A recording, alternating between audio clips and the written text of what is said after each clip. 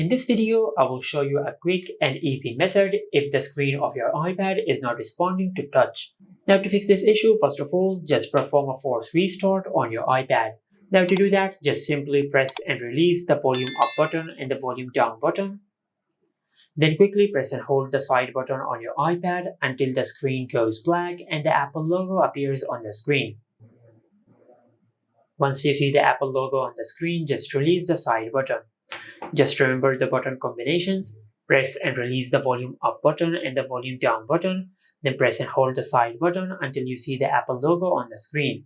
And if you're using an older iPad which have a home button, just press and hold the home button with the power button at the same time until you see the Apple logo on the screen.